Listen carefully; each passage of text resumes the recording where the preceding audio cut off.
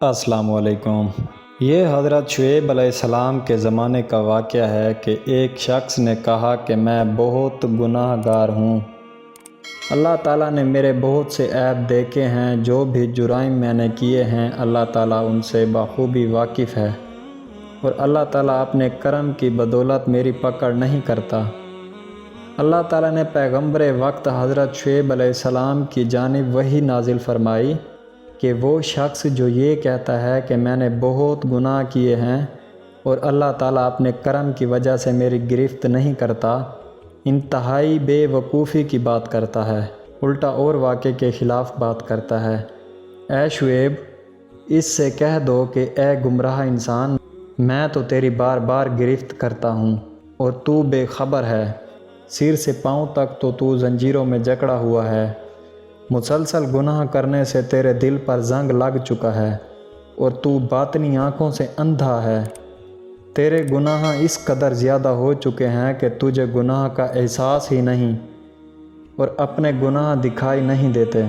جب گناہ کے بارے میں گناہ کا تصور نہیں رہتا تو پھر تو توبہ بھی نہیں کرتا اور اللہ تعالیٰ کو بھی نہیں پکارتا، کیونکہ انسان اگر شروع میں گناہ کرے تو وہ گناہ کا اثر محسوس کرتا ہے، بار بار گناہ کرتا ہے تو اس کا اثر نظروں سے غائب ہو جاتا ہے۔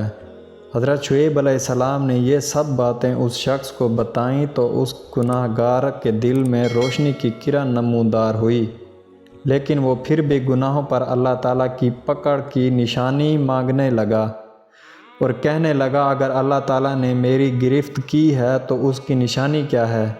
یہ سن کر حضرت شعیب علیہ السلام نے اللہ تعالیٰ کی طرف رجوع فرمایا اور کہا، یا اللہ، وہ شخص مجھ پر اعتراض کرتا ہے اور کہتا ہے کہ اس گرفت کی نشانی کیا ہے؟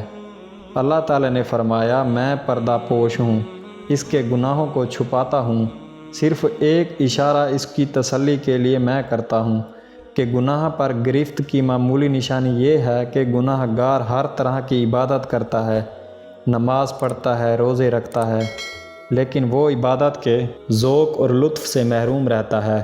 اس کی ظاہری عبادت بظاہر تو ٹھیک نظر آتی ہے، مگر وہ اس کے مغز اور روح سے محروم ہوتا ہے، اور اس کی عبادت ایسی ہے جیسے بغیر گری کا اخروٹ ہوتا ہے۔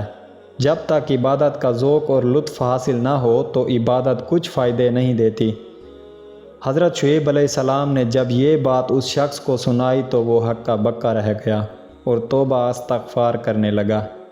اس حکایت سے یہ نتیجہ اخذ ہوتا ہے کہ اللہ تعالیٰ ہر کسی کے عیبوں سے پوری طرح واقف ہے۔